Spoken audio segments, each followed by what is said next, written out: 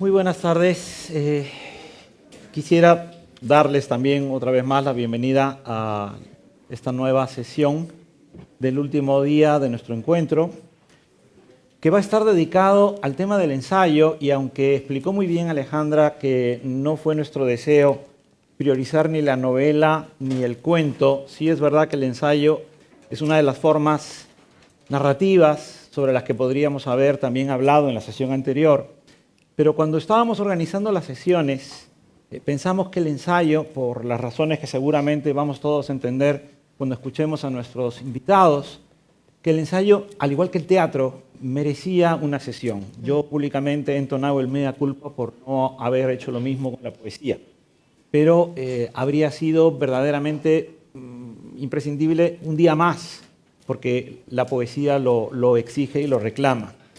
Pero, por ejemplo, por hilar con la última intervención que hice en la sesión pasada, y me acabo de comprar este libro de ensayos de Cristina, que por favor quedan algún ejemplar, cómprenlo. ¿Cuál es?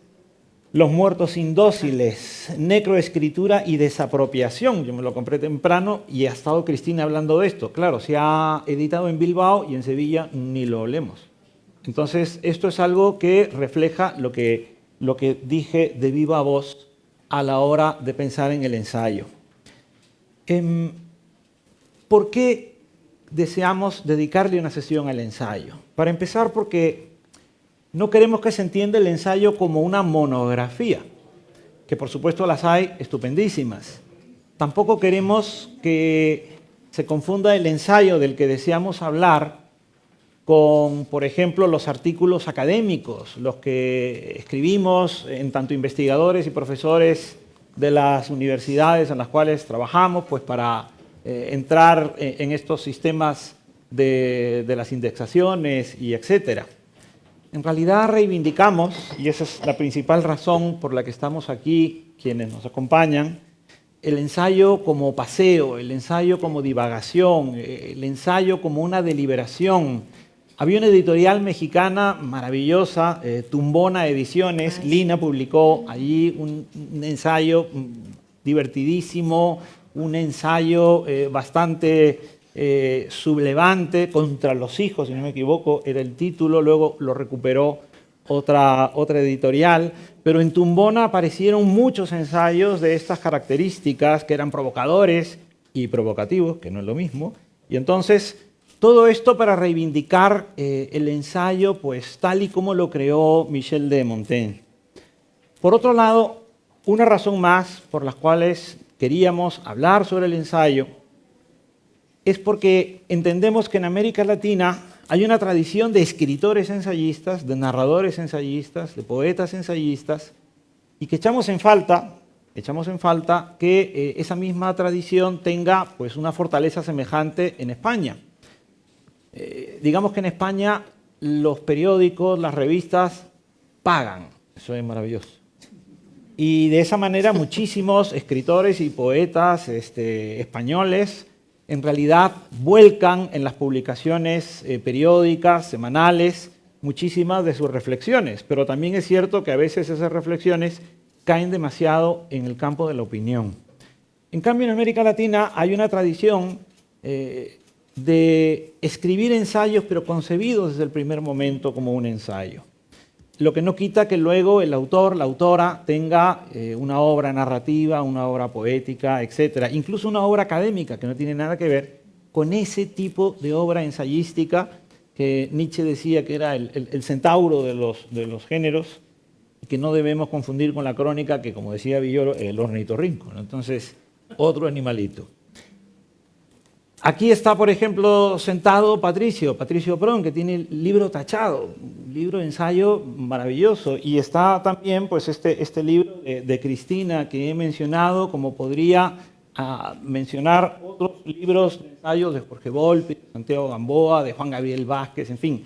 Muchísimos escritores latinoamericanos escriben ensayo y tienen una obra narrativa. En España, por supuesto, hay unas excepciones importantes que yo también quiero mencionar. Marta Sanz, por ejemplo. Marta Sanz, no tan incendiario. Marta Sanz en Éramos Mujeres Libres, en fin, Éramos Mujeres Jóvenes, perdón. Hay una también nómina de escritoras españolas que también tienen una obra ensayística, pero no es una tradición tan robusta como lo es en América Latina. Y por eso contamos con Héctor Abad Faciolince, de Colombia, con Lina Mirmanés de Chile, con Luna Miguel de España, que además me parece muy interesante. Nos falta Nuria Vargas, que estaba invitada, pero ya lo dije ayer, tiene el COVID. Ella acaba de ganar el Premio Málaga de Ensayo con La Impostora, un libro sobre la traducción. Y la verdad es que habíamos dividido esta sesión con autores y autoras pues, de distintas generaciones, lo cual nos parecía que enriquecía esta conversación. Luna tiene, y esta es otra cosa que nos interesa, dos libros de ensayo, además muy recientes, Leer mata y Caliente, en los cuales a mí me va a interesar que Luna nos cuente cómo los temas de los ensayos sobre los cuales ha escrito de alguna manera dialogan con su obra narrativa y poética. Lina, ya mencioné su ensayo de Tumbona Ediciones, pero Lina tiene una novela que es Sangre en el Ojo y un ensayo que es Zona Ciega, que se explican mutuamente. Y esto es algo que, por ejemplo, yo lo destaco mucho en el caso, por ejemplo, de Carlos Fuentes. Carlos Fuentes tiene Terra Nostra, una espléndida novela, pero luego tiene el ensayo sobre Cervantes y la lectura, que de alguna manera explica esa novela tal como Lina ha hecho con su novela y su ensayo, con Zona Ciega y Sangre en el Ojo. Y Héctor también cultiva otras escrituras del ensayo, digamos, prácticamente yo siempre le digo en broma y en serio, él es autor de Las Formas de la Pereza, donde dice lo mismo que Byung-Chul Han, pero ha sacado menos rentabilidad de ese libro, ¿no? Y sin embargo, uno lee a Byung-Chul Han o lee a Lamberto Maffei, el neurocientífico italiano, y que tiene un libro que se llama Elogio de la lentitud. Y entonces ese libro también dialoga con el tuyo, por ejemplo, ¿no? Pero sobre todo, Héctor, tú has escrito un libro que sería como estos libros que decía Selva o que decía Cristina, que casi no podemos atribuirles un género, que es Traiciones de la Memoria, que de una manera distinta a Lina también ilumina la lectura del olvido que seremos. Entonces me gustaría pedirles en primer lugar, y perdonen esta introducción tan larga, me gustaría pedirles en primer lugar que nos cuenten cómo conciben ustedes sus libros de ensayo, teniendo en cuenta que además ustedes son creadores y que en la poesía, en la narrativa, en la novela, ustedes están de alguna manera nutriéndose de otras lecturas, de otros autores que luego fraguan en el resultado de los libros de ustedes. En el orden que quieran, por favor. Y nos interrumpimos y como ustedes deseen. Creo que la tradición es que empieza la persona mayor. La mayor que soy yo. No, bueno, tú ya empezaste.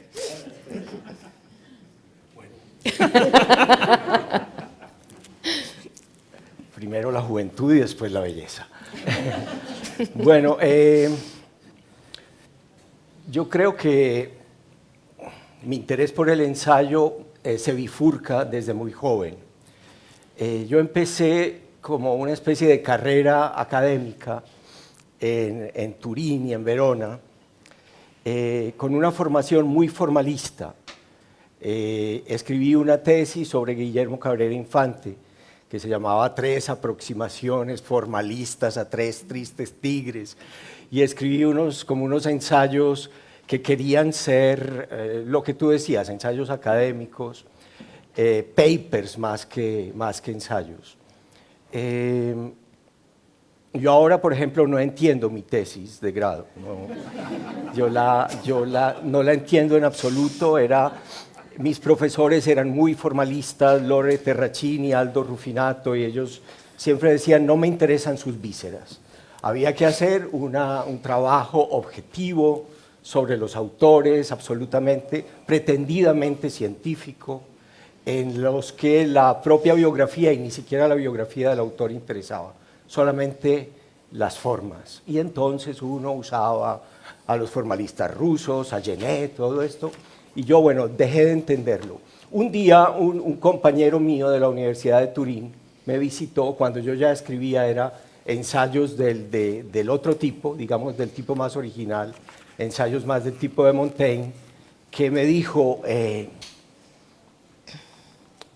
si tú te hubieras quedado en Turín, ahora serías catedrático. Y entonces yo entendí, y luego me lo explicó con un ensayo muy bonito de Miguel de Unamuno sobre los exfuturos, que está precisamente en ese libro de Traiciones de la Memoria. Y es que uno a lo largo de su vida va abandonando cosas que pudo haber sido, va abandonando caminos, rutas, la ruta, por ejemplo, de ser un profesor y toma el camino o abandona el camino de ser un poeta. Lo primero que yo escribí fueron poesías. O abandona el camino de ser homosexual y opta por ser heterosexual en algún momento de la vida. Pero esos exfuturos, decía Unamuno, son esos yoes que dejamos atrás y que a veces nos visitan de alguna manera, los yoes exfuturos. Entonces, pero digamos, en los ensayos que a mí más me interesa leer y en los que yo he intentado practicar, son muy, como decía Montaigne de sí mismo, yo soy la materia de mi propio libro. Yo soy la materia de mi libro, yo soy el asunto de mi libro. Entonces, los ensayos que yo escribo parten un poco de mi experiencia. Ahora se hablaba del cuerpo, por ejemplo, de la escritura del cuerpo. Últimamente lo que a mí más me interesa es el corazón. El corazón no simbólico, sino el corazón como víscera. Y es casi una respuesta a esta profesora mía a la que no le interesaban nuestras vísceras. Me interesa el corazón simplemente porque me enfermé del corazón, porque me operaron del corazón, porque estuve cerca, porque una operación de corazón es muy interesante, porque te matan, ¿no? Cuando tienes una operación de corazón abierto, tu corazón deja de palpitar, tus pulmones no respiran, pero tú estás vivo sin palpitaciones y estás vivo sin respirar. Y entonces la definición de la muerte es muy difícil, ¿no? Hace poco se murió mi madre y nosotros definimos que se murió cuando dejó de palpitarle el corazón, mis hermanas y yo. ¿Cuándo se murió? Tenemos una hermana médica, ya, no se ha muerto, ya se murió. Finalmente se murió, cuando ya no palpitaba y no respiraba. Y así era, por ejemplo, la definición de muerte en el Japón. Era siempre, la definición de muerte era cuando deja de palpitar el corazón. Y entonces no había trasplantes de corazón en el Japón hasta muy tarde, como hasta 1998, porque para trasplantar un corazón hay que coger un corazón que todavía palpite. Hay que coger, ya la muerte no la definen los curas, ya la muerte no la define, no sé, un notario, sino que la muerte la definen los médicos, y es muy raro. Entonces, bueno, como es probablemente el caso de Lina, cuando ha escrito sobre la maternidad o la no maternidad o los hijos, uno parte mucho como Montaigne, por lo menos en los ensayos que a mí me interesan, desde la propia experiencia.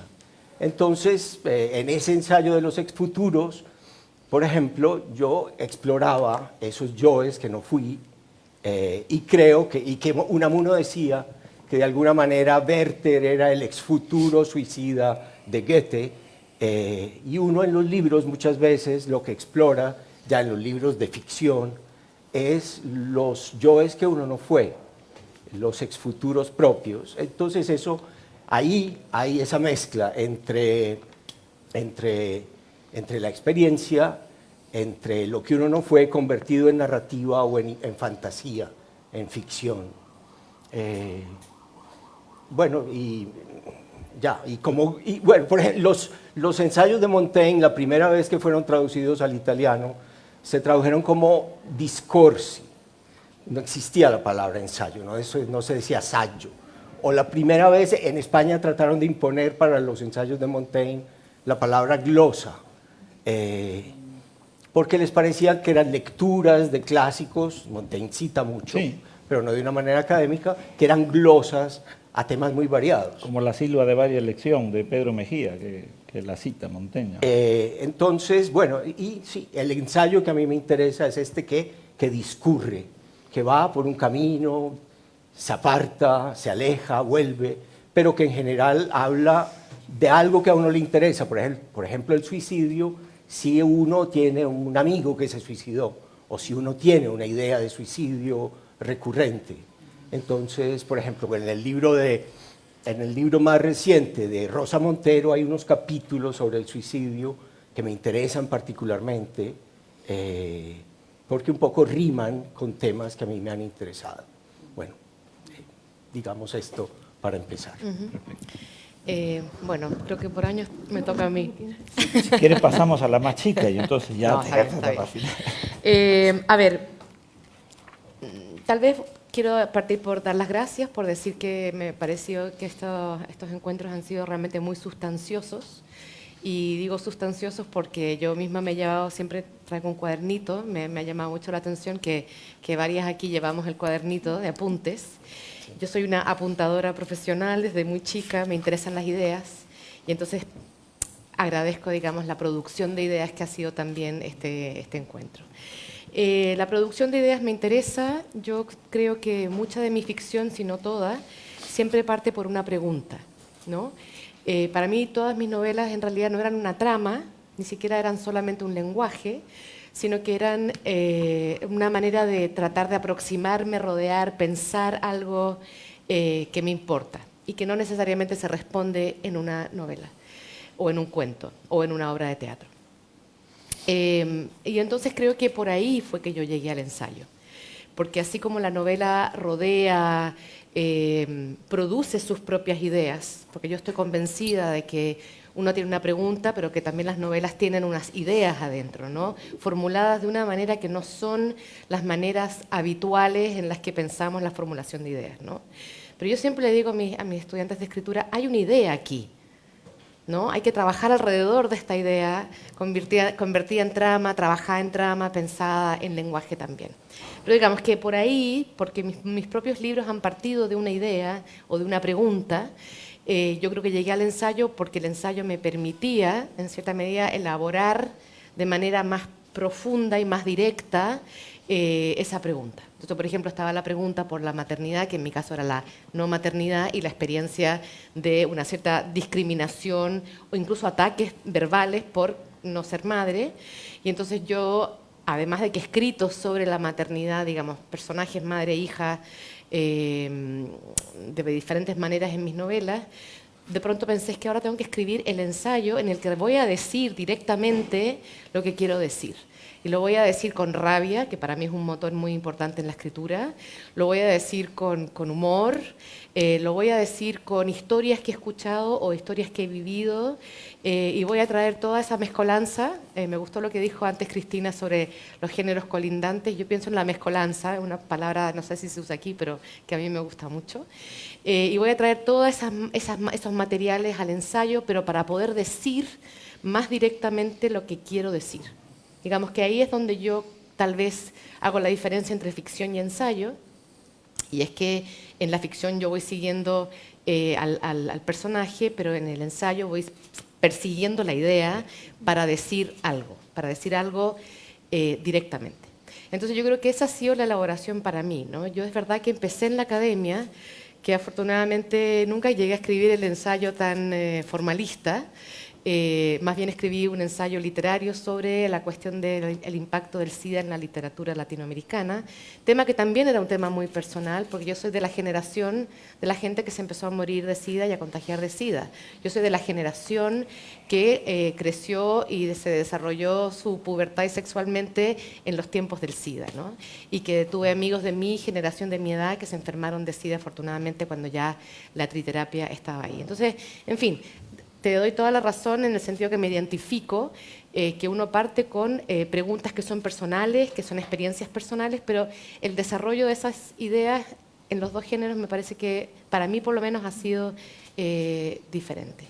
Y solo por apuntar a lo que dijiste y no alargarme demasiado, es verdad también que mis novelas se han acompañado por ese making of, que es la del ensayo, y en este caso Zona Ciega, es en cierta medida lo que quedó de la lectura de todo lo que yo leí para pensar La ceguera. Que así como a Héctor le interesa el corazón, Pues a mí me interesaba el órgano de los ojos, esta es mi víscera favorita.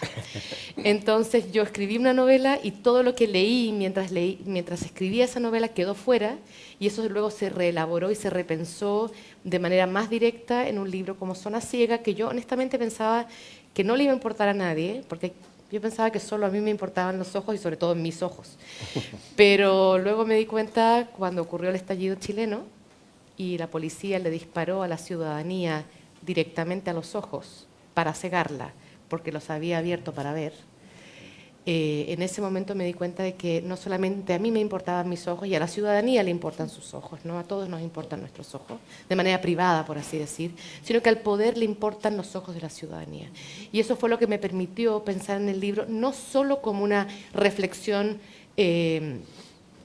digamos, fuera de la novela, sino que también como una reflexión política, porque también ahí me parece que está la intervención directa y cultural y política que hace el ensayo, y es que interviene sobre un problema, piensa un problema que no es solo mi problema y mi experiencia, sino la manera en que ese problema y experiencia mía también se conectan con experiencias más amplias en lo social y en lo político. Me gustaría antes, Luna, perdóname, esto que ha revelado Lina, que ocurre con muchas de sus obras, yo como lector lo considero algo impagable. Es decir, es como darle a un lector de tus obras la posibilidad de seguir en la trama, pero desde otras formas y a través de las ideas, que es lo que tú ahora acabas de enunciar. Y por otro lado, me gustaría también precisar que hay una distancia cronológica entre la novela y el ensayo. Hay casi 10 años, si no me equivoco. Sí, lo que pasa es que la novela, yo me demoré 10 años en escribir esa novela, o sea, en realidad hay 20 años de lecturas y reflexión. A diferencia de Terra Nostra y Cervantes y la crítica de la lectura, que prácticamente se publicaron con un año de diferencia, es decir, en el caso de Lina hay un proceso de observación, de mirada, lo cual le da a la figura del ojo un mayor valor. Luna, por favor. Bueno, es muy curioso el recorrido que has hecho, porque yo tenía apuntado para elaborar mi respuesta: 1, descanso; 2, producción de idea; 3, activismo. O sea, básicamente no te había copiado la libreta, te lo juro, era la misma estructuración de la respuesta, porque yo creo que el ensayo permite hacer descansar al lector voraz. Es decir, ordenas todas tus lecturas, en cierto modo. Para mí, la creación de ensayos también es una configuración de mi bibliografía como escritora, por así decirlo. Y lo que más valoro y lo que más me importa mientras escribo es qué bibliografía utilizo, pero al final son muchas de esas cosas que quedan fuera y muchas de esas reflexiones que no entran en la poesía, que no entran en el teatro, que no entran en la ficción, tengo que estructurarlas de otra manera, ¿no? Entonces, para mí el ensayo me permite descansar también, ¿no? Porque todas esas cosas que realmente eran la idea, que no eran el personaje, que no eran la metáfora y que no eran la sugerencia, tenían que tomar forma de manera de ensayo, ¿no? Y es llamativo también que yo empiezo a los 13 añitos escribiendo poesía, después a los 20 y algo tonteo con la narrativa, y ahora a mis 30 prácticamente solo escribo ensayo, ¿no? Es también como una especie de poner orden a todo lo que yo leí durante mi adolescencia y mi primera juventud, ¿no? No quiero descartar todavía la palabra juventud. Luego está, el segundo punto era lo de la producción de ideas. Me parece, y esto es algo que aprendí pues leyendo mucho a Virginia Woolf, yo la adoro más como pensadora que como narradora, y he aprendido más, creo, leyendo su pensamiento que su ficción, al menos ahora, ¿no? Lo mismo me queda mucho, ¿no? Todavía por leer y por aprender de ella, pero me parecía también, y yo quería... y me daba cuenta que a mi alrededor, gente de mi generación o gente a la que yo estaba leyendo, pues Marta Sanz, Mariana Enríquez, Lina Meroane, Mercedes Halfon, Jazmina Barrera, Gabriela Wiener, todas las escritoras a las que yo he leído constantemente se definían también por eso, ¿no? Por su producción ensayística, periodística, cronistas, etcétera, y eso me interesaba mucho porque además mi formación es de periodista. Aunque yo me dedicara a la poesía y me interesaba literariamente sobre todo la poesía, yo era periodista, entonces veía mucha conexión con esas escritoras a las que yo admiraba, ¿no? y veía que una de las cosas que más admiraba de ellas es que eran también pensadoras, ¿no? Porque muchas veces todos los escritores son autores, pensadores, palabras rimbombantes que les ponen en un lugar muy alto, pero nosotras somos autoras de tal librito para mujeres. Entonces el hecho de que todas estas mujeres de mi generación, un poco mayores que yo, fueran además pensadoras, me importaba porque eso nos ponía en ese lugar, bueno, pues en un lugar en el que a lo mejor históricamente no habíamos estado, ¿no? Últimamente no paro de leer y releer los diarios de Alejandra Pizarnik, y se me revela como una de las mayores pensadoras de la literatura del siglo XX. En esos diarios hay oro puro de teoría literaria y teoría sobre la escritura y teoría sobre el suicidio y teoría sobre tantas cosas, pero nunca la llamaríamos pensadora, la llamamos la poeta que le gusta a las chicas que quieren tatuarse, ¿no? O sea, es un poco eso, ¿no? La hemos llevado hasta un escenario tan infantilizado que nos hemos perdido en esos diarios a eso, pues me arriesgo a decirlo, ¿no? Una de las mejores pensadoras del siglo XX. Y aquí es donde llego a la parte 3, que es el activismo. Como periodista sé el poder que tiene la escritura de no ficción frente a la escritura más literaria, por así decirlo, aunque creo que la no ficción es profundamente literaria, pero como periodista sé, y yo fui editora en Playground, un medio viral de miles y miles y miles de visitas, a veces por tonterías y a veces por temas muy importantes, y sé lo que es llegar a mucha gente con el periodismo, y sé cómo llega el mensaje, y sé cómo la escritura ensayística periodística puede hacer que la gente conozca una idea, ¿no? Una idea que llevas trabajando años, de repente esa conexión con la actualidad de la que hablabas, ¿no? Se puede desarrollar con esa escritura ensayística, y ahí entra, por ejemplo, dentro de esa obsesión mía por la bibliografía, las menciones a las otras. La mención constante a obras, un poco también lo que decían en la mesa anterior, ¿no? Esta cosa de ir con los libros de las otras en la maleta y pasártelos y decir, ostras, esto, tienes que leer esto, hay que reivindicar esto. Para mí mi escritura ensayística es también, creo que, mi mayor gesto como activista feminista. La reivindicación y la mención constante al trabajo de las otras, porque si nos fijamos, mucho ensayista actual habla como si todas las ideas fueran suyas, sin dignarse a citar muchas veces a otras personas, y a mí me parece que la cita al otro y a la otra, en este caso, es muy importante, y admiro y valoro mucho eso de ensayos tipo, pues yo qué sé, Los Argonautas, de Maggie Nelson, o algunas de las autoras que he citado, ¿no? Que hacen un trabajo constante de poner sus ideas en el papel, pero sin citar a las otras, porque si no, nadie nos citaría. ¿Puedo decir por favor, un lo punto que aquí quieras. que me pareció muy interesante? Bueno, gracias por todo eso que dijiste, que me parece muy importante. Esta cuestión de la Pizarnik pensadora, ¿no? O sea, es que la palabra pensadora era como casi una contradicción durante siglos, ¿no? En relación con las mujeres. Y realmente de manera muy excepcional se le otorgó esa categoría a Virginia Woolf, que ahora es muy fácil otorgársela porque está muerta, porque es inglesa, ¿no? Porque está fuera de nuestro canon más directo y canon vivo.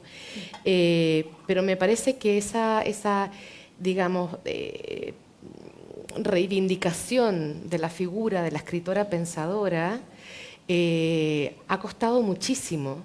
Me parece que además ha habido muy poca mujer en el ensayo, pero más de las que creemos, ¿no? Incluso a Gabriela Mistral, que es otra poeta pensadora, ¿no? Tú tienes un ensayo sobre Gabriela Mistral publicado en Periférica, si no... ¿Sí? ¿Yo? ¿Sí? ¿Me parece? No, yo hice una antología del trabajo de... Es una antología. Sí, es una antología, se llama Las Renegadas. Pero bueno, es una antología de poesía, pero lo que es muy interesante con Mistral es que a Mistral se le reconoce muy poco su ensayística y sus recados escritos en México, que tenían toda una reflexión sobre la educación, sobre el lugar de las mujeres, sobre, por supuesto, el lugar de los niños, pero digamos, esto fue muy distorsionado después, y sobre el lugar de la política, la importancia de lo político, o sea, realmente mucha reflexión sobre la Guerra Civil Española, bueno, sobre un montón de temas. Pero esa reivindicación, ese estatus de la mujer pensadora, la mujer ensayista, la mujer con ideas, ha sido realmente muy, muy difícil de integrar a la condición de las escritoras. Y me parece importante. Storni misma, Alfonsina Storni, otra poeta por seguir en el género, Storni también era una ensayista, ¿no? Estas recuperaciones han sido muy posteriores y es importante, digamos, mencionarlas. Perdón, solo ese punto. No, precisamente. En ese sentido me gustaría a mí recuperar una figura que se lee poco ahora, pero que es una mujer, digamos, gran pensadora, que es Madame de Staël, que era la más odiada por Napoleón, de una manera que la persiguió salvajemente, la exilió a Suiza, ella fue a Rusia, tuvo que dar toda una vuelta para poder publicar sus libros contra Napoleón, y sus libros contra Napoleón y contra esta cosa del imperio y del macho que impone siempre su parecer. Napoleón le temía más que a cualquiera, y en los diarios o en los apuntes o en las cartas de Madame de Staël es fantástica su oposición al poder y su inteligencia, que incluso en los salones, cuando se enfrentaba a Napoleón personalmente, lo dejaba por los suelos, callado y embrutecido y en su lugar. Miren, justo lo que yo quería preguntar era si no sentían que lo que estaban diciendo les retroalimentaba. Luna, tú has hablado del activismo. Pues Cristina habló del activismo hace un momento, todavía no habías llegado, pero me encanta que hayan coincidido porque además países distintos, generaciones diferentes, y Cristina ha puesto el activismo como un elemento importantísimo de los últimos 20 años en la literatura. Pero has hablado del descanso y en el libro sobre la pereza, sobre, en fin, el tiempo, la lentitud que escribió Héctor, pues se reivindica el ensayo como ese momento en el que uno puede encontrar el remanso necesario para escribir y para pensar. Y al mismo tiempo comenzaste tú, Lina, haciendo pues una reivindicación no solo de las ideas, sino de una tradición, y has comenzado preguntando por Pizarnik y prácticamente pues ha fluido algo que me parecía evidente. Yo quiero hacer por lo menos 2 preguntas más, porque me parece que lo que ustedes digan va a dar para que no tenga valor lo que yo he preparado, pero por si acaso suelto esta pregunta. Yo partía de la idea de que en el ensayo la idea como punto de partida es esencial, y con esa idea construimos algo. A mí me interesaba muchísimo cómo, Héctor, en tus ensayos de alguna manera estás construyendo una memoria. Y no entro en definir cuál, la de un país, la de una familia, pero estás construyendo una memoria. Lina, contigo pasa algo que me parece también que es fascinante. Tú has reivindicado muchas veces un origen palestino. Y hay una construcción de lo palestino y Palestina en tu obra. Y esto, aunque lo has llevado a la ficción, también parte de una idea. Y como tú misma has reconocido, se retroalimentan esas narrativas tuyas con las ideas de las cuales parten. Y te presenté, Luna, hablando de tus dos ensayos, Leer, Mata y Caliente, porque para mí era muy obvio que el mundo de tus lecturas era un mundo crepitante, es decir, tú estás en un proceso de acumulación primaria de lecturas que habría dicho Lenin. Entonces, a mí me ha encantado que tú reconocieras que estás construyendo una biblioteca, ¿no? Una bibliografía. Entonces, me interesaría que hablen de lo que construyen con sus ensayos. Bueno, y ahora, oyendo a Lina y a Luna de algo que yo no mencioné, que fue el activismo, me estaba preguntando, pensando mientras ellas hablaban, qué elemento político pudiera tener el corazón. Porque en el caso tuyo de los ojos parece muy claro. Y en el mío, pues pareciera que no. Esa víscera cargada siempre de metáforas medio cursis, pareciera no tener ningún elemento político o que me llevara al activismo. Y sin embargo lo tiene. Es decir, mi preocupación por el corazón tenía que ver porque en la pandemia estaba escribiendo una novela muy política de periodistas perseguidos en los años 80 y en la pandemia se me desbarató. Era como el espectador estaba perseguido en Medellín por Pablo Escobar y los mafiosos, etc. En la pandemia me pareció que no tenía interés. Y en cambio, una historia del corazón y de un cura que está esperando un trasplante de corazón me pareció que era apropiada para la pandemia, tal vez porque estaba ahí la muerte latente, la amenaza de la muerte. Alguien esperando un trasplante de corazón es como nosotros antes de las vacunas esperando a ver si nos infectaban y sobre todo los más viejos si nos mataban. Pero el corazón, y lo he descubierto leyendo sobre el corazón, tiene una dimensión política muy clara, por ejemplo en el caso de los trasplantes. En el caso de los trasplantes, Colombia y sobre todo Medellín se convirtió en una sociedad experta en trasplantes por disponibilidad de cadáveres, por disponibilidad de muchachos de todo tipo que quedaban heridos pero con muerte cerebral y entonces había disponibilidad de corazones, de pulmones, de pupilas, de la córnea, de lo que se trasplante. Y eso produjo un turismo de trasplantes, un turismo pagado de trasplantes desde otras partes del mundo y un gran negocio para los encargados de promover ese turismo en países más ricos y para los médicos que seguían ese trasplante y para saltarse la fila de los trasplantes que hay en cada país organizado. Bueno, ya en Colombia eso se acabó, pero ahora hay una fila de personas que según turnos y sin palancas, sin enchufes, creo que dicen acá, pueden acceder simplemente por un orden de llegada al diagnóstico del trasplante. Pero hubo y hay una política ligada a los trasplantes, o la hubo muy claramente, tanto ligada a la violencia, a la disponibilidad de muertos cerebrales y al orden de los trasplantes o al pago de muchísimo dinero por trasplantes a personas que venían de afuera. Entonces hay una dimensión, sí, de memoria y casi que de activismo que puede estar ahí. A mí en el ensayo un elemento más que quisiera, y en la novela sobre todo, no me interesa nunca algo de lo que estoy completamente convencido.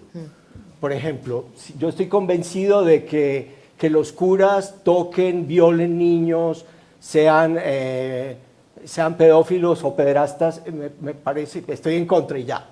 Pero entonces no me interesa tanto el fenómeno, porque tengo una posición muy clara, porque no creo que el ensayo sea para defender verdades muy, muy nítidas, sino cosas que están más en esa zona donde no sabría yo qué posición tomar.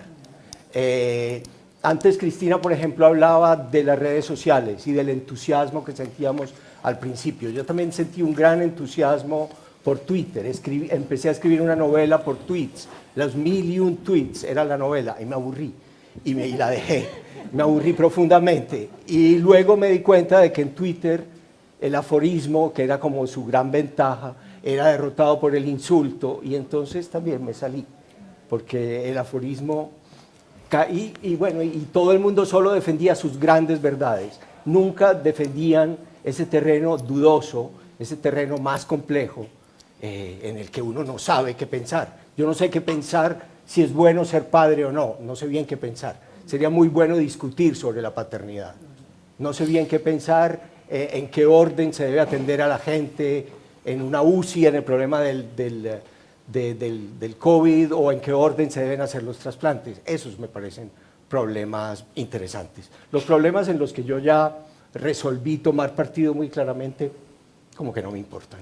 Pero perdóname, Héctor, has dicho que el corazón y la política no tienen mucha relación y me has dejado la pelota dando botes en el área. Este domingo hay elecciones, no en Colombia, en Andalucía. O sea, yo Colombia no lo sé, pero... En Colombia y Andalucía. Y entonces, yo me imagino que aquí hay que recordar a Pascal, ¿no? Que el corazón tiene razones que la cabeza no entiende, ¿no? Sí, sí. Hay gente que a lo mejor con el corazón votaría por A, pero su cabeza le dice, no, mejor vota por B. Sí. ¿Eso no le vas a sacar jugo a eso? Bueno, ya se lo saqué. Yo una vez estuve en la casa donde Bertrand Russell pasaba sus vacaciones y me dijo su última hija, que se murió hace poco, que en esa cama donde ella me puso dormía Wittgenstein. Entonces, pues yo no pude dormir, obviamente. Pero entonces lo más interesante fue cómo me contaron que Bertrand Russell, con su mujer, que también escribió ensayos muy interesantes sobre la educación. Y era activista. Y ella quedó completamente opacada. Ellos tenían una relación abierta, ella se consiguió un amante, un periodista gringo, y quedó embarazada. Russell estaba dando conferencias en Estados Unidos. Ella le escribe, mira, quedé embarazada de este periodista gringo, ¿quieres que aborte o no? Y él le dijo, no abortes, tranquila, no hay problema, yo vuelvo y ese hijo o esa hija que nazca llevará mi apellido y todo bien. Pero él volvió y nacieron los hijos y les puso el apellido, pero después no fue capaz. Empezaron las razones del corazón, que su razón, de un hombre tan brillante, tan abierto, tan absolutamente liberal, no fue capaz de soportar eso. No fue capaz de soportar eso y finalmente las dos hijas, creo que fueron hijas, no, la hija y el hijo que tuvo su esposa con su amante, él no las pudo reconocer. Por esas razones del corazón, que es su razón, no pudo soportar. Y escribí un ensayo que salió primero en inglés y se llamaba precisamente The Reasoning Heart, el corazón razonante o algo así. Bueno, de las dificultades que tenemos los machos, por ejemplo, para aceptar un hijo ajeno. Perdón, no puedo evitar hacer una conexión con lo que estás diciendo, Héctor. Me pareció muy potente esto que dijiste, la conexión, digamos, del corazón con lo político, ¿no? con la situación de Colombia y con la cuestión del trasplante, que es un tema que a mí me interesa muchísimo, que me parece que es una especie de condición contemporánea, que es la de la vida también, ¿no? O sea, es la de la muerte, pero también es la de la vida. Y quería decirte que hay un ensayo que a mí me parece potentísimo, que es el ensayo de un filósofo, de un académico, Jacques-Luc Nancy, que ha trabajado mucho el cuerpo, y que me parece que hemos hablado bastante mal, digamos, de la escritura académica, de la que se escribe, digamos, dentro de la institución académica, pero que también ahí, y tal vez sobre todo por el ejemplo francés, se ha escrito también desde el cuerpo y se ha escrito de maneras mucho más experimentales y propositivas. Jacques-Luc Nancy es uno de esos escritores que incluso en aforismos ha escrito unos ensayos absolutamente maravillosos, y uno de ellos es El intruso, donde él habla de su trasplante al corazón. Ajá. Y de lo que significa vivir con el cuerpo de otro en uno, ¿no? Sí. Y esa comunidad, o sea, él habla en términos, o sea, parte de su corazón, pero habla también de manera política y social sobre lo que significa construir o reconstruir un cuerpo gracias al cuerpo de otro, la solidaridad entre cuerpos, por así decir, sí. Y las preguntas que estas ideas suscitan, porque son las preguntas de la vida y la muerte, ¿no? A mí me parece que sí. Ahí hay una cuestión potentísima, ¿no? Hay también una novela, no sé si la has leído, de Maïlis de Kerengal. Ay, preciosa esa novela. Reparar a los vivos, sí, Reparar el vivo, que habla de un trasplante de corazón. O hay este libro maravilloso de Piedad Bonet. Yo me acuerdo muy bien cuando el hijo de Piedad Bonet se suicida en Nueva York, y yo la llamo y hablamos por teléfono, y ella me dice, lo peor de todo fue el momento en que me llama un médico de Nueva York, él no quedó muerto completamente, su hijo, y empieza a decir, el corazón, y ella tenía que decir, bueno, the heart, yes, los pulmones, sí, la piel, sí, los huesos, sí, y diciendo los ojos, parte por parte del cuerpo de ese hijo que tenía que ella dar a sentir, decir que sí podían ser trasplantados. Es tremendo el problema. Sí, es brutal. Bueno, en fin, quería tratar de contestar también la pregunta brevemente porque no... Pero lo que has hecho es maravilloso, porque lo dije, es que entre ustedes van retroalimentándose. Yo soy aquí un guardia de tráfico. Es por esto de la bibliografía que mencionaba. La bibliografía. No podemos evitar la referencia.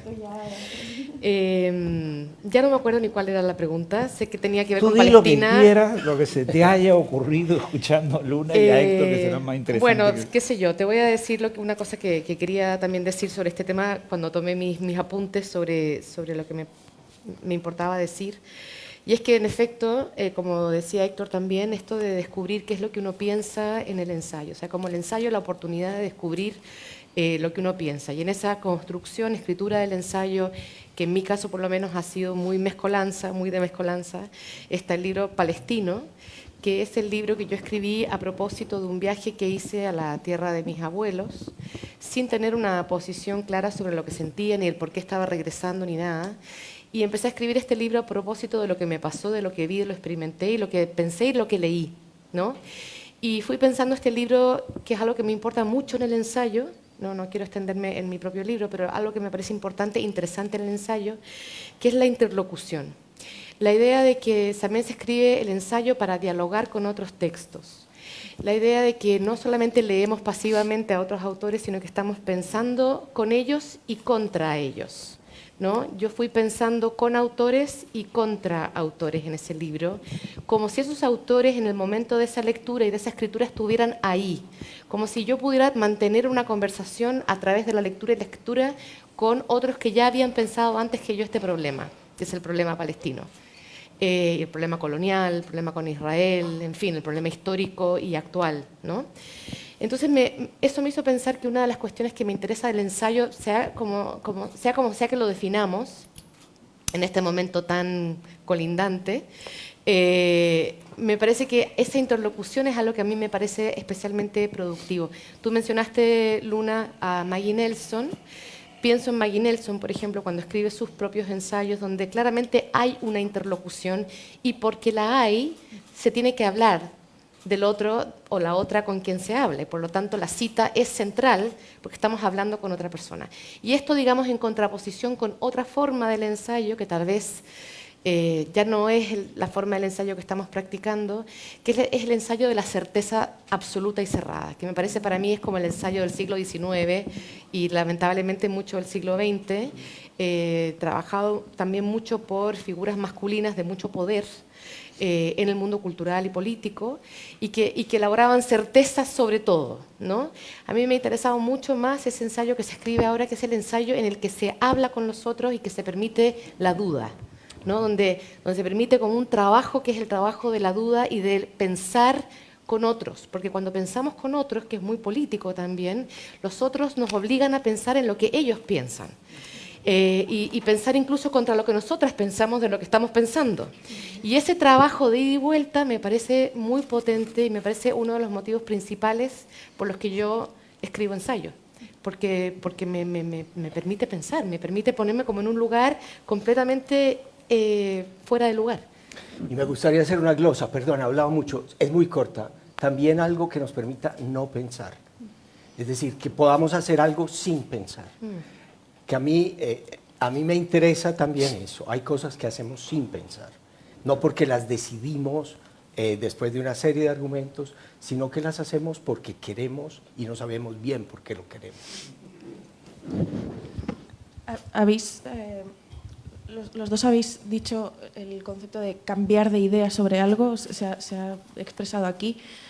Tengo que traer sí o sí el libro Cambiar de idea. Bueno, hay uno de Sadie Smith con unos ensayos muy interesantes, uno sobre Barthes y Nabokov, que es divertidísimo, cómo se mete con ellos, pero bien, con mucho cariño. Y otro libro que es Cambiar de idea, de Aisha de la Cruz, que es de toda la gente nacida más o menos cerca de mi año en España, escritoras contemporáneas, para mí es mi favoritísima. He aprendido muchísimo de ella y tuve la suerte de editar este libro en Caballo de Troya en 2019. Y Cambiar de idea es un texto que escribe Aisha de la Cruz cuando termina su tesis. Ella ha escrito mucho sobre terrorismo, ella es vasca, entonces ha escrito mucho sobre cuestiones que tienen que ver solo con ETA y demás. Y de repente, en el contexto del Me Too, que por cierto este año se cumplen 5 años del estallido tal, que es como un aniversario que yo creo que puede ser muy importante porque creo que en el mundo editorial han pasado muchas cosas también después del estallido, ¿no? Del hashtag del Me Too. Justo después del Me Too ella empieza a escribir una memoria, que es su memoria de cuando va a cumplir 30 años. lo escribe durante los 29 y es sobre todas las veces en las que ha cambiado de idea en su vida, ¿no? Cosas que parecían inamovibles, cosas que tenían que ver sobre todo con la sexualidad, con el feminismo, con la propia escritura, con la idea de familia, bueno, muchas cosas, una pequeña memoria que además ganó un premio de novela, que para mí no es una novela tampoco, para mí es un ensayo este libro, ¿no? Es las memorias son ensayos, bueno, ahí entramos como en esta cosa, dice Elizabeth Duval, que es una escritora trans, que toda la literatura del futuro será transgénero precisamente por esta mezcla de géneros de la que también hablabais, ¿no? en la mesa anterior, ¿no? Esta fluidez necesaria de los géneros dentro del artefacto literario, ¿no? Entonces, yo no sé qué género es cambiar de idea y precisamente a lo mejor entra dentro de ese juego, ¿no? De cambiar de idea, incluso de he empezado a escribir una novela, pero es un ensayo, pero es una carta a mí misma, pero es una tal, no sé lo que es, pero ahí está, ¿no? Y me sugería lo que estabais diciendo de ese derecho a cambiar de idea mientras uno escribe, me parece que está muy bien expresado en este texto. Y con respecto a lo que has dicho tú, yo siempre cito una frase que me gusta muchísimo de Hilda Doolittle, que es una de mis poetas favoritas, que dice en un ensayo que no hay gran periodo artístico sin grandes amantes. Uno puede pensar en esa frase como algo que ella ha escrito mucho sobre el deseo y demás. Claro, es que también yo he pensado, si tú eres los ojos, si tú eres el corazón, yo soy los genitales, literalmente, por todo lo que he escrito y por todo lo que me gusta leer. Pero, o sea, sí. Entonces, Hilda Doolittle es la escritora, una de las grandes poetas del deseo, y tiene esta frase, pero a mí me gusta llevarla un poco más allá y decir que no hay gran periodo artístico sin grandes vínculos afectivos. Ya sea de amistades o incluso entre las propias voces que escriben, ¿no? Incluso yo pienso en un buen vínculo afectivo puede ser un vínculo con alguien con quien no te llevas bien, pero cuyas ideas respetas y cuya literatura respetas, ¿no? Que esto es algo que también creo que está empezando a cambiar en nuestro mundo gracias a estos movimientos de escritura, de citarnos entre nosotros y de debatir entre nosotros fuera de esas cosas tan cerradas, ¿no? que venían echándonos por los suelos y echando por los suelos nuestro trabajo durante tanto tiempo. Entonces, sí, para mí la bibliografía es importante porque pone en el lugar que tiene que estar a otros creadores y otras creadoras que de otra manera quizá no llegarían. Por mucho, por ejemplo, esto también sé que va a pasar, ¿no? Por mucho que yo cite a Antígona de Sara Uribe, que es un libro, uno de los mejores libros de poesía que creo que se haya publicado en los últimos años, aquí todavía a España no ha llegado, ¿no? Por mucho que todas las autoras feministas de este país hayan citado a Sara Uribe, su poesía no está todavía publicada aquí, ¿no? Pero algunos sabemos que existe, por lo menos, ¿no? Entonces, me parece que es un pequeño paso, ¿no? Hacia lo siguiente. Yo recordaba hace un momento la frase de Nietzsche, ¿no? Del el ensayo como centauro, ¿no? Como mezcla, y ahora que ha mencionado Luna que en el futuro pues toda la literatura será trans porque estará todo absolutamente fecundado por otros géneros, me gustaría preguntarles, porque no creo que quien escribe ensayo solo esté leyendo ensayo o pensando en ensayo, sino escucha música, va al cine, va al teatro, lee poesía, escucha a la gente. Entonces, me gustaría saber de dónde bebemos cuando escribimos ensayos y que no sea precisamente la lectura, ¿no? Hagamos todavía ese esfuerzo más trans. Es la música, es el cine, es el teatro, son las series, son las conversaciones con las personas que admiramos, que queremos, las riñas. ¿De dónde bebemos? Bueno, la lectura es ya una conversación. Sí. Desde Quevedo escucho con mis ojos a los muertos. Pero esta conversación puede generar un ensayo. Las conversaciones de esta mañana y de ahora, por ejemplo, decían antes en la mesa, en la charla de las 10, de esa de Sevilla donde solo había una mujer, y ahora tú hablas de los genitales y yo puedo unir eso Yo en ese momento de Sevilla, yo era una mujer más, porque no me invitaron. En ese sentido, solo en el sentido de no ser invitado, ni siquiera supe que había esa reunión, es decir, no lo padecí. Pero hay como grandes textos que cuando tú mencionas los genitales, yo recuerdo, un gran macho publica un ensayo que se llama La envidia del pene, como si eso fuera verdad. Y en realidad, a mí, digamos, yo combino lo que tú dices de ojos, corazón, genitales, con eso me remite locamente, porque uno va pensando mientras oye, a Freud y a la envidia del pene. Y eso me remite a mi infancia, cuando a mis 5 hermanas y a mí nos bañaban en la misma bañera, ellas desnudas y yo con calzoncillos, porque lo que yo tenía era lo anómalo, y entonces yo digo, envidia del pene, yo tenía envidia, era de la alcancía, porque era lo normal, y el lenguaje incluyente también. En mi casa se practicaba de una manera, yo nunca me sentía excluido, pero era siempre femenino. Era niñas a comer, niñas nos vamos, todo era niñas y estaba bien. Entonces, en ese sentido, también como muy transgénero, muy tranquilamente transgénero. Y tranquilamente cero envidia del pene. El pene es un enredo. El pene, si los hombres lo reconocemos... Está sobrevalorado. No. Sí, además es una cosa muy rara, es una trinidad, la Santísima Trinidad, es insoportable, hace lo que le da la gana, no obedece, cuando no funciona. El cuerpo, los genitales masculinos, ¿cuál envidia del pene? Por Dios. No sé, sí, creo que hay trasplante de pene, pero bueno. Sí. Pero es que no, hay pocas cosas que sean uno, ¿no? Casi todo es duplicado. Los ojos, los testículos, los ovarios, los pulmones. Y eso es, bueno, el pene no está duplicado. Pero ya ves, divago, el ensayo es divagar. El ensayo la vida es un ensayo, si uno lo piensa bien, la vida es un borrador. Siempre vivimos en borrador. Ojalá pudiéramos ensayar la vida y luego vivirla bien. Pero uno va viviendo en un borrador permanente, se equivoca, no tiene cómo volver atrás. Dijo una frase mala y ya la dijo.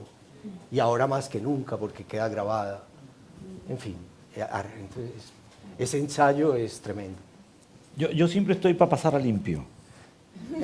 Me pueden Sí. rápidamente. O sea que, por favor. Eso es lo bueno de escribir, que uno pasa limpio. Ya me volví a desorientar.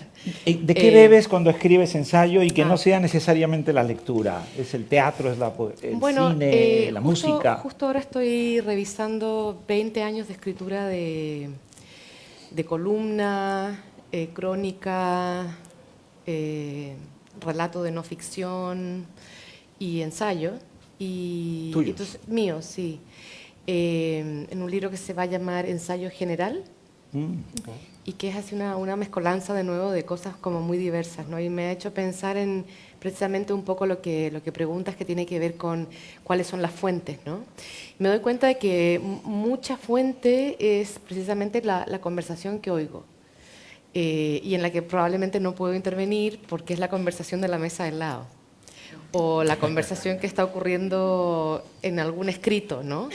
Y entonces porque me quedo con esa cosa como atravesada de querer intervenir en esa conversación y decir 4 cosas, entonces mucho he escrito desde ahí, desde ese lugar de querer participar en esa conversación en la que no participo activamente, pero que luego a la que vuelvo por escrito.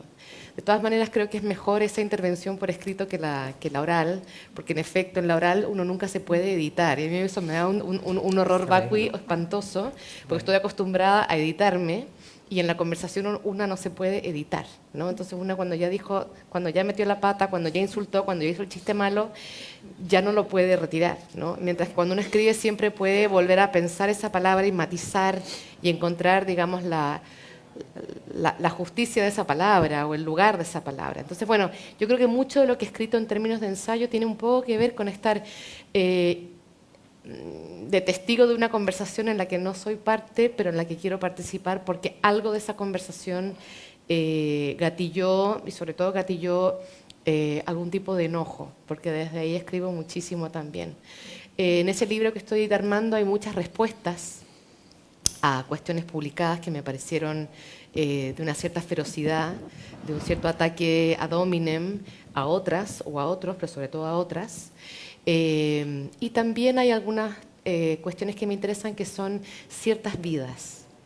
Por ejemplo, escribí un texto muy largo sobre Olympe de Gouges, que era la revolucionaria francesa que escribió los derechos de la mujer francesa y la ciudadana francesa en oposición a la Declaración de los Derechos del Hombre y el Ciudadano Francés, que de hecho lo reescribió y fue cambiando todos los masculinos por femeninos. O sea, es un ejemplo de inclusividad realmente temprana en el contexto de la revolución.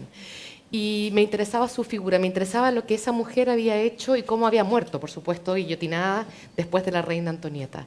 O otra figura como Catalina de Erauso, que en realidad era un hombre trans, ¿no? Y esa figura tan temprana en el periodo, digamos, de la conquista de América Latina, me interesó también como figura. O sea que también hay una reflexión, había una reflexión importante de mi parte de una serie de figuras precursoras que no han sido realmente exploradas, o por lo menos no en nuestro contexto del español, y también las maneras en que la literatura, la escritura de ficción, ha repensado esas figuras para normalizarlas, pero normalizarlas en el sentido heteronormativo. Sí, sí, sí. Entonces, por ejemplo, una cosa que me pareció espantosa, y perdón, me estoy alargando un poco, pero solo para terminar de contar esta historia, que me pareció muy fuerte, era que en el caso, por ejemplo, de Erauso, todas las novelas que se escribieron sobre esa figura, lo que hacen es ponerla a ella como que se había disfrazado de hombre y luego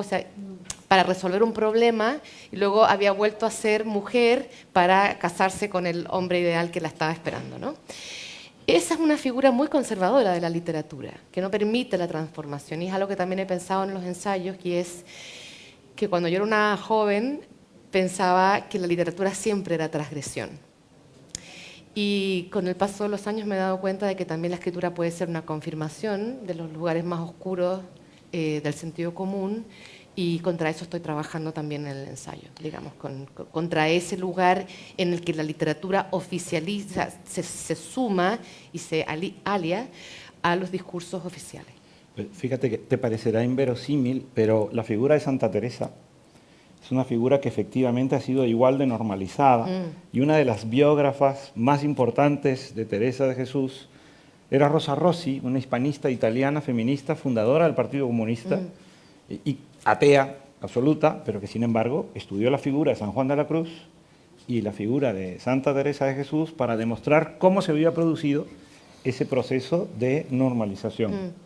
Conocí mucho a Rosa y me encanta que me des la oportunidad de mencionarla. No, qué bueno, porque no conozco ese trabajo, pero la verdad es que sí es importante volver a pensar más críticamente también sobre el trabajo que hace la ficción, cómo imagina y cómo reposiciona en lugares normativos hacia una serie de figuras muy rompedoras en su momento, ¿no? Tal vez el ensayo también sirva para repensar ciertas operaciones de la propia literatura de ficción.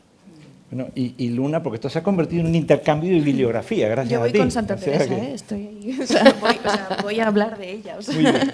No, iba a decir que quizá la excepción que confirma la regla de cómo la ficción ha vuelto a darle vida a un personaje tan punky como Santa Teresa es Últimas tardes con Teresa de Jesús, de Cristina Morales, que hace poco ella estaba además en... que también es muy sexual ese libro además y muy potente, y hace poco a ella, que estuvo en la beca esta de Roma, en la Academia España en Roma, sí. Se hizo amiga del cura de la iglesia donde está allí la estatua exacto, del sí. delirio. La escultura exacto. Y hace poco estuvo allí en una misa presentando su libro, que le invitaron para presentar la traducción al italiano de esto, ¿no?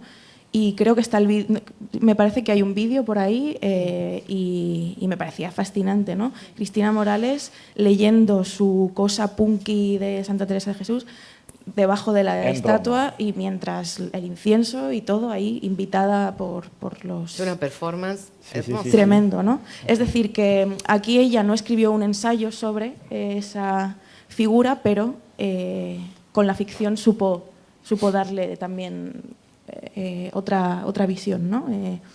Y incluso hacer que gente joven pues, nos acercáramos a... Yo nunca había leído a Teresa de Jesús, ¿no? hasta Cristina Morales. Y esto me lleva, no sé a dónde me lleva. ¿De no sé dónde qué estábamos bebemos? hablando. ¿De dónde bebemos cuando escribimos ensayos Ah, sí. que no sea necesariamente la lectura? Entrevistas. Yo sí que hablo con la gente, o sea, no me meto en conversaciones ajenas, pero sí que produzco conversaciones. Es decir, y no solo con el ensayo, quizás porque, ya digo, soy periodista entonces, de formación, entonces me interesa mucho la entrevista.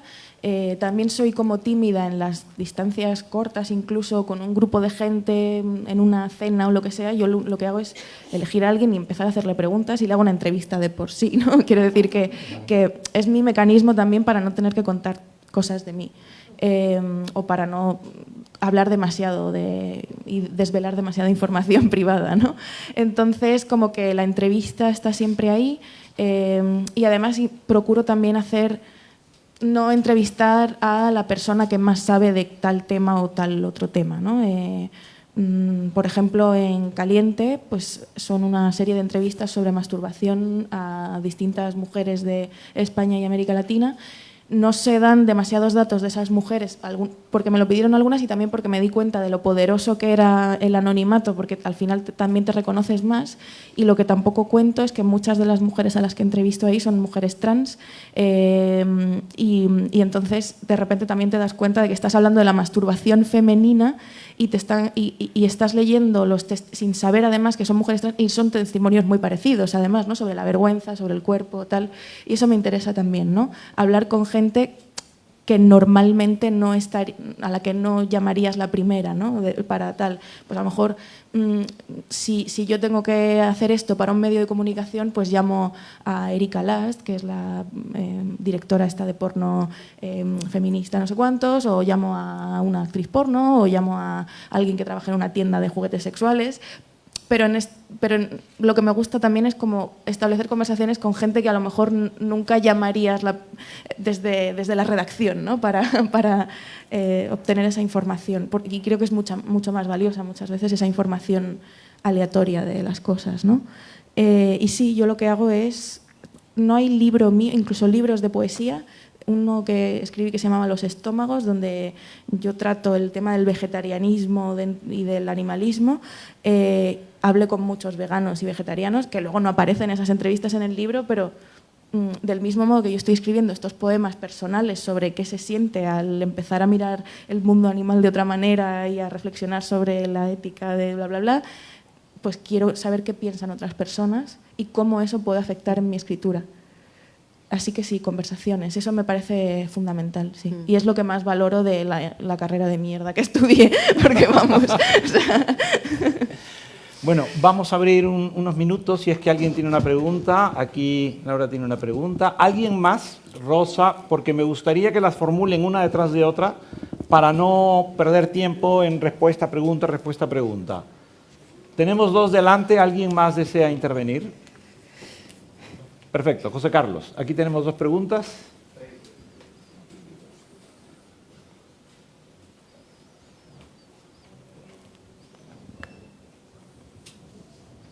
Tenemos el corazón, los ojos, los genitales, yo... los pies, yo estoy en los pies.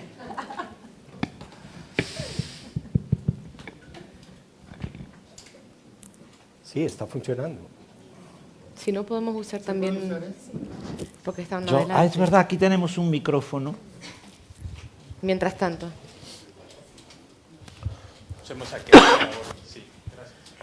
Bueno, interesantísimo, muchas gracias.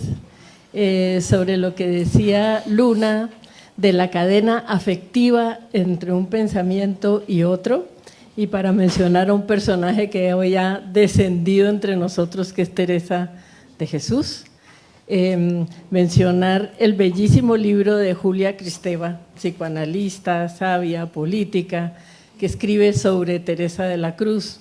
Desde el título, Teresa, amor mío, ya está hablando de esta vinculación afectiva con el pensamiento de Teresa, que resulta fascinante. Teresa, mística, religiosa, vista por una mujer profundamente laica y atea, y como decía Lina, una conversación entre esas dos personas tan intensa que se vuelve un solo pensamiento.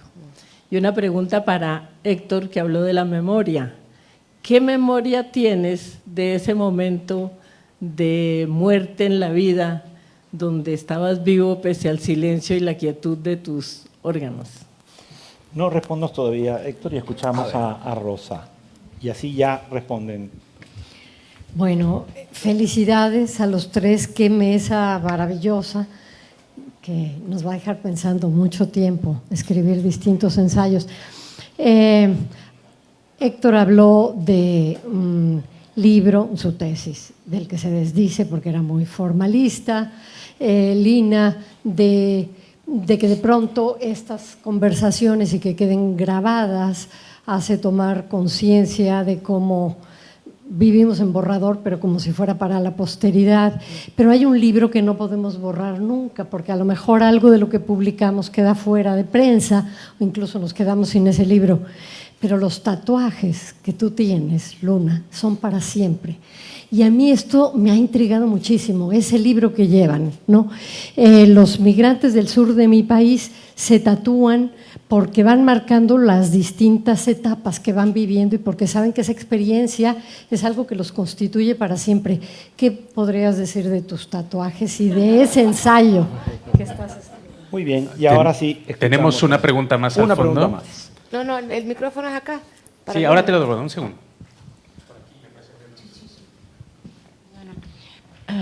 Muy breve, y haciendo homenaje a lo de la cita, solo quería decir, quizás no lo sepa, a Lina, primero felicitarla por su valor en hacer el contra los hijos, y decir que en 1974, una gran escritora portuguesa llamada Natália Correia publicó un libro que se llama Una estatua para Herodes. Digamos que es un título más ambiguo que el tuyo, pero te Pero puedes no tanto. imaginar lo que en 1974 en Portugal implicó publicar un libro llamado Una estatua para Herodes. Solo eso, gracias. Gracias.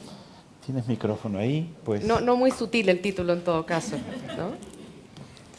pueden responder ya. Empieza, por favor. No sé, o sea, a ver, me gustan estéticamente los tatuajes, no me gusta mi piel, siempre tengo muchas cicatrices y cosas y movidas, entonces si ya la vida me jode la piel, pues yo también me la jodo a mí misma. De hecho, me voy a hacer un piercing en el ombligo próximamente, cuando cumpla 32 me voy a hacer un piercing en el ombligo como si tuviera 15. Ese es mi plan. Pero sí, son muchos literarios. De hecho, el último, solo voy a explicar el último, es este. Hay una foto mítica de Anaïs Nin con su capa. Ella, o sea, es una especie de intentar reproducir la figura de Anaïs Nin, otra gran escritora de la sexualidad, aquí en el brazo.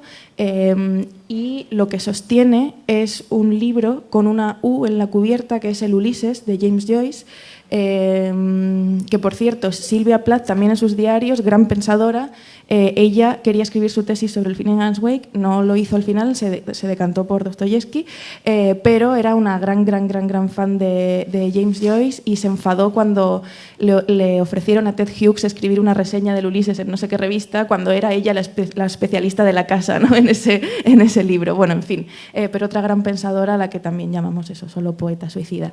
El caso es que estuve investigando qué autoras habían escrito, qué autoras del siglo XX se habían obsesionado con James Joyce, justo mañana es el Bloomsday además, así que felicidades a todos por ese 100, Bloomsday número 100, y me enteré de que por su 30 cumpleaños Henry Miller le había regalado a Anaïs Nin el Ulises y que ella nunca lo leyó.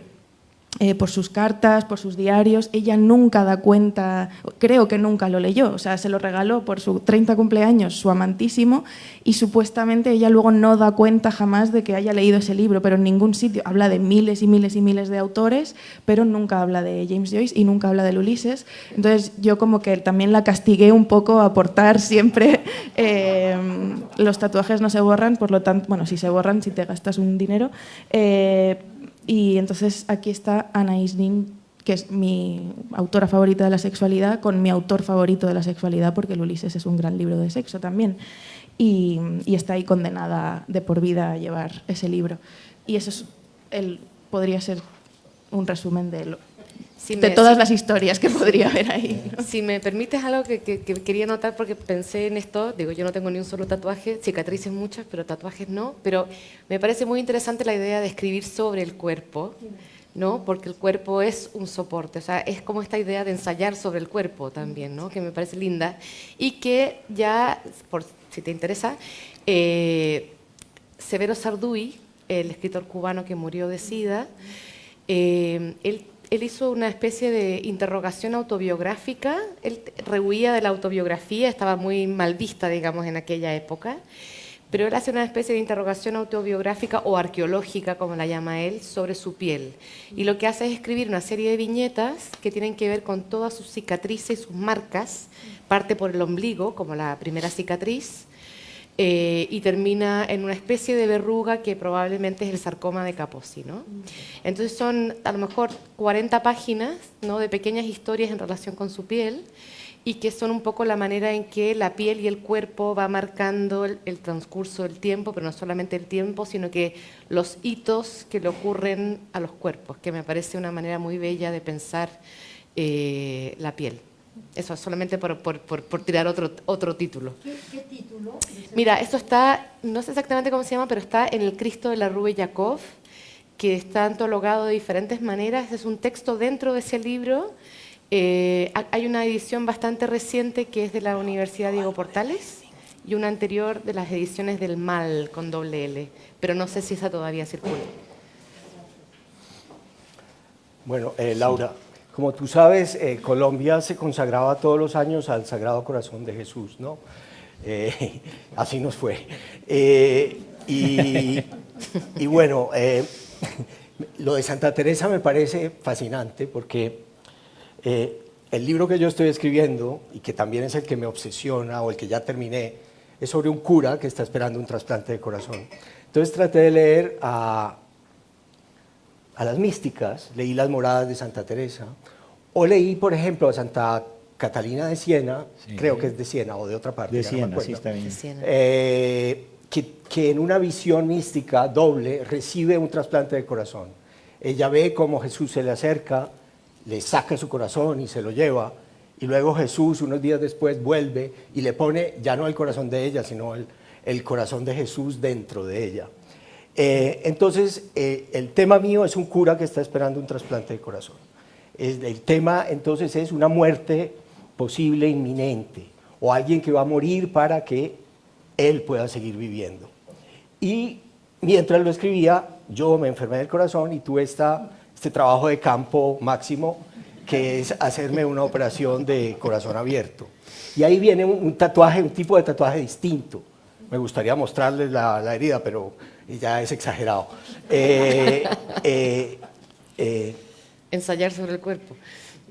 Pues sí, ahí hay un ensayo y hay es decir, a ti te abren, te paran, pero lo que pasa es que no hay memoria, la anestesia, todos los que han tenido una anestesia general saben que eso es como un machetazo, que uno dice no me voy a dormir, de pronto ¡pah!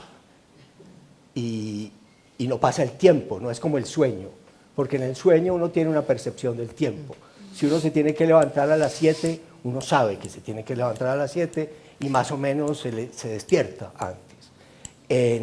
Aunque la operación dure 6 horas, dura para ti segundos. Yo no me acuerdo cuando me desperté de nada, pero me dice el anestesiólogo que me atendió, que me preguntó ¿cómo estás? Y mi respuesta fue una sola, vivo.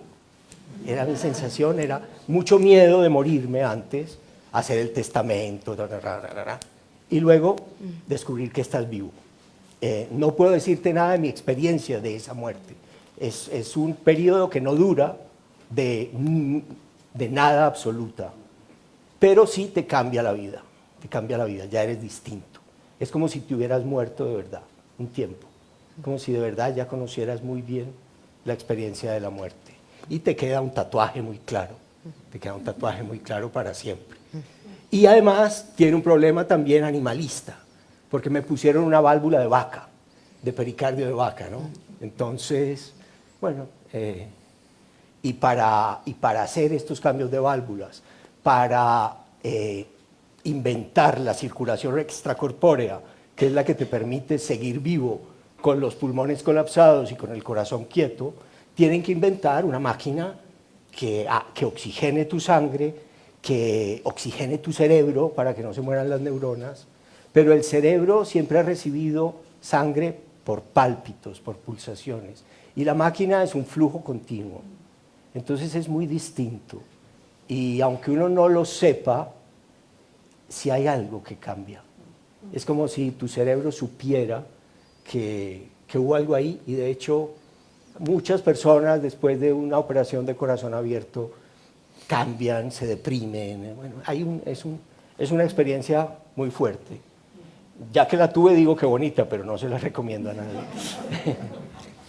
Bueno, créanme, yo creo que todas las sesiones han sido sesiones donde hemos tomado notas, hemos apuntado en nuestros cuadernos, pero yo lo que voy a hacer inmediatamente es hacer preguntas sobre este libro que dijiste cuál es, dame el título, recuérdame, porque lo maravilloso de esta sesión creo que ha sido lo que hemos aprendido, escuchando a Héctor, a Lina y a Luna, para quienes pido por favor un aplauso muy grande.